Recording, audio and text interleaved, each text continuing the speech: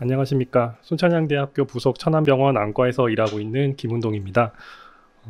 이렇게 포도막염 바로알기 건강강좌의 연자로 초청해 주셔서 감사드리고, 이 건강강좌를 준비하시느라 고생하신 한국포도막학회 회장님과 여러 선생님들께 축하 말씀을 드리고 싶습니다. 제가 오늘 말씀드린 내용은 보그트 코야나기 하라다 증후군에 대한 내용입니다. 보그트 코야나기 하라다 증후군의 이제 약간의 소개와 그리고 왜 생기는지에 대한 말씀을 좀 드리려고 하고요. 그리고 어떠한 양상이고 어떠한 검사 결과를 보이는지 임상 양상에 대해서 설명을 드리고, 그 이후에 이제 보그트 코야나기 하라다 증후군의 치료 및 이제 치료 예후에 대해서 말씀을 드리고자 합니다. 보그트 코야나기 하라다 증후군, 이게 이름이 상당히 이제 깁니다. 세 사람의 이름이 합쳐져서 하나의 질병명을 이루고 있는데요. 먼저 알프레드 보그트라는 이제 스위스 안과 의사가 처음 보고를 하였고, 그 후에 이제 일본의 안과 의사 두 명인 이제 요시조 코야나기와 이노스케 하라다라는 안과 의사들이 각각 이제 질병을 보고를 하였는데, 알고 보니 이 같은 질병의 여러 가지 임상 양상들에 대해서 설명을 하고 있었습니다. 그래서 후대에 이제 보그트 코야나기 하라다 증후군이라는 명칭이 붙었다고 알려져 있습니다. 증후군이라는 병명에서 알 수 있듯이 그 보그트 코야나기 하라다 증후군은 이제 여러 가지 증상을 합쳐서 이러한 증상들이 있으면 이러한 증후군으로 한다라고 이제 정의를 하게 되는데, 보그트 코야나기 하라다 증후군에서는 주로 삼출 망막 박리를 동반한 양측성 유가종성 전체 포도막염을 보이면서, 포도막염이 나타나기 이전에 두통과 이명, 그러니까 귀에서 삐 소리가 들리는 그런 이명과 같은 신경학적 증상이 동반되고, 그리고 나서 포도막염이 나아가는 과정에서 탈모와 백모, 백반증 같은 피부 증상이 나타나는 병을 보그트 코야나기 하라다 증후군이라고 합니다. 포도막염 환자 중에서는 환자를 통틀어서는 보그트 코야나기 하라다 증후군 환자들이 그렇게 많지는 않습니다. 미국의 통계를 보면 전체 포도막염 환자의 한 1에서 4%로 알려져 있고요. 동양인에서 조금 더 잘 생기는 병으로 알려져 있기 때문에 일본의 보고에서는 전체 포도막염 환자의 6.7%에서 하라다 증후군이 발생하는 것으로 알려져 있습니다. 바로 직전에 말씀드렸듯이 이제 피부색이 짙은 동양인이나 아니면 흑인들에서 더 많이, 백인들보다 더 많이 발생을 하고 있다고 알려져 있고요.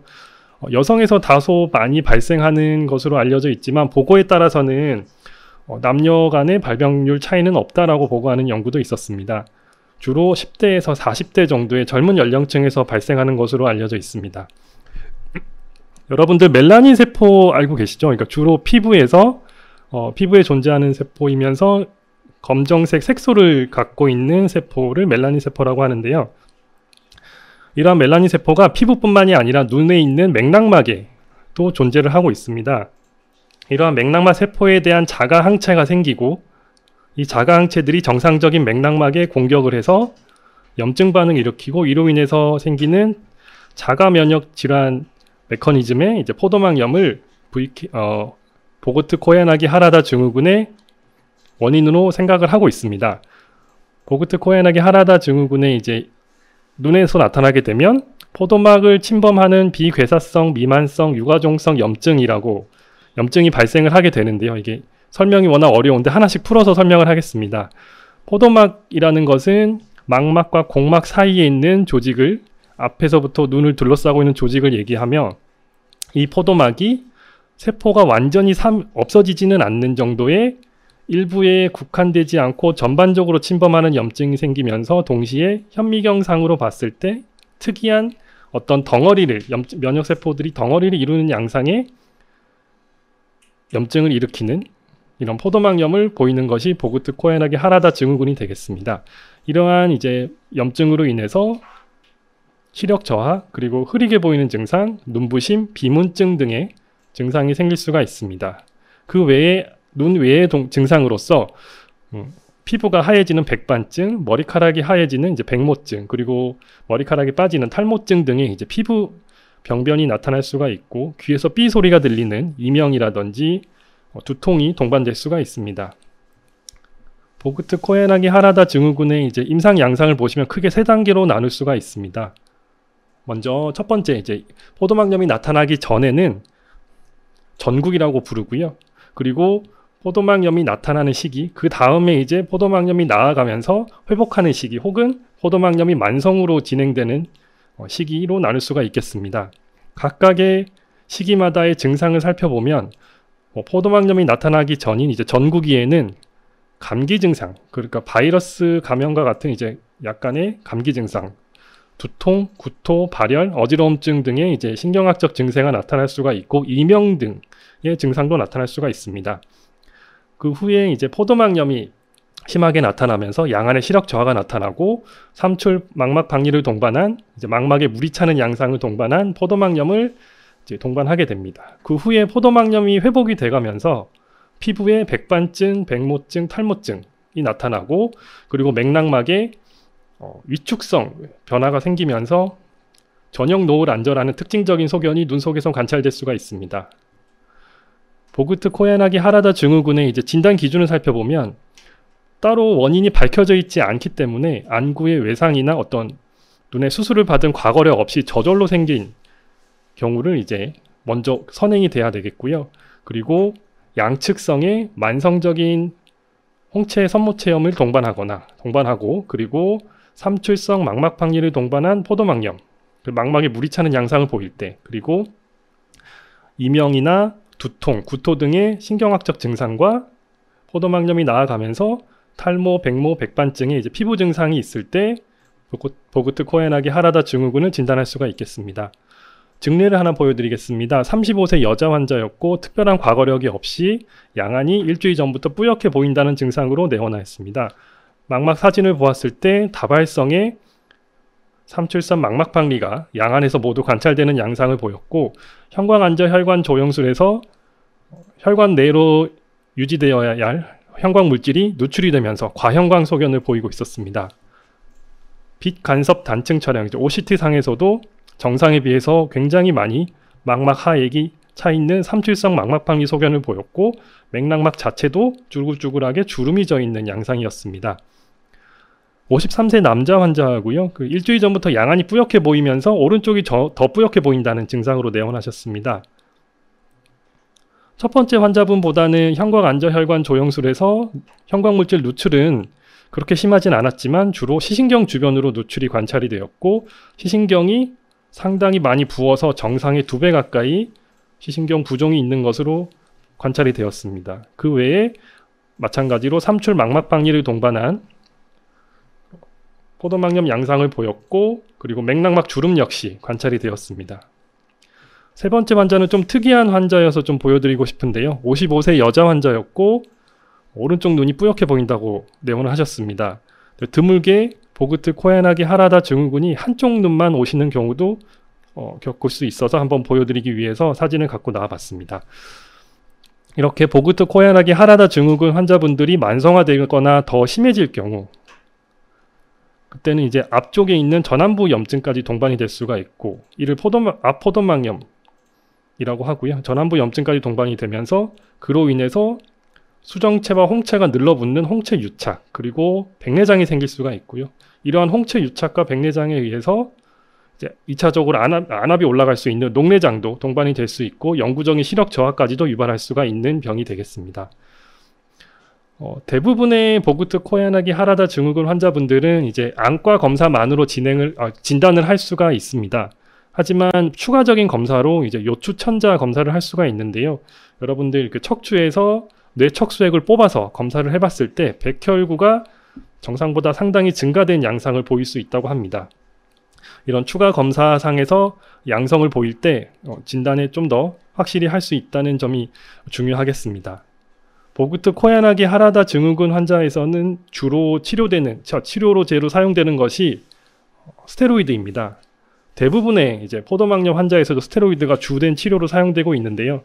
특히 이 보그트 코야나기 하라다 증후군 환자에서는 스테로이드에 대한 치료 반응이 굉장히 좋기 때문에 스테로이드를 가장 중요한 1차 치료로 먼저 사용을 하고 있습니다. 경구치료, 그러니까 먹는 약으로 치료하시는 경우도 있고요. 하루 체중 1kg당 1에서 2mg의 프레드니손 스테로이드 경구약을 쓰는 경우도 있고 200mg을 하루에 정맥 주사하는 경우도 있고요. 좀 더 강하게 약을 쓰시는 경우에는 하루에 1g의 메틸프레니리솔론을 정맥 주사하시는 경우가 있고, 이를 스테로이드 펄스 치료법이라고 합니다. 저는 이제 우선 진단이 되었을 때는 스테로이드 펄스 치료법을 가장 많이 사용하고 있는 상황이고요. 그리고 스테로이드는 이제 처음에는 이렇게 강력하게 약을 쓴 후에 차츰차츰 감량을 해야 됩니다. 하지만 너무 빨리 감량을 할 경우 그 보그트 코야나기 하라다 증후군은 재발의 위험이 높기 때문에 3에서 6개월에 걸쳐서 매우 천천히 감량을 진행하는 것이 중요하다고 하겠습니다. 아까 보여드렸던 첫 번째 증례의 이제 치료 후 상황입니다. 치료 전에는 굉장히 많은 삼출 망막 박리가 있었고 맥락막 주름도 있었는데